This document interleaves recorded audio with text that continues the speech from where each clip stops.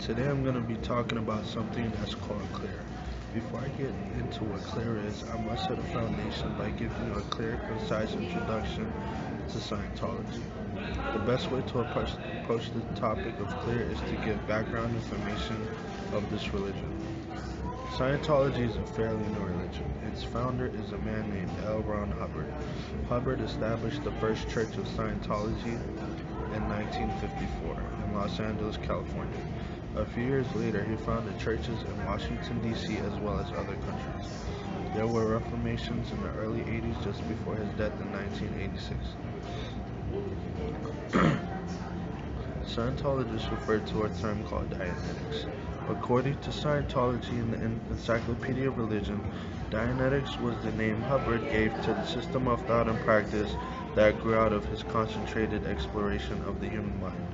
Dianetics is the philosophy that the mind contains two separate but equal structures. One is the analytical mind, or the conscious mind, while the other is the reactive or instinctive mind.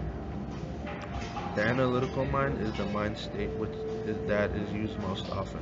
This is the conscious mind. When we are awake, going through a day-to-day basis, when we go to work or go to school, when we go to the movies or are in class, we are accessing our analytical mind. When we are completely aware of our surroundings, we are using our analytical mind. This is the part of the mind which observes the world and records memories. The reactive mind, on the other hand, is the sub or unconscious mind.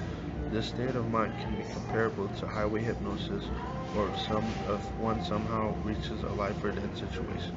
The reactive mind kicks in and one reacts instinctively. Scientologists who practice Dianetics are trying to obtain clear. The purpose of Dianetics is to completely rid the self of the reactive mind and always be in a conscious state. According to the organizational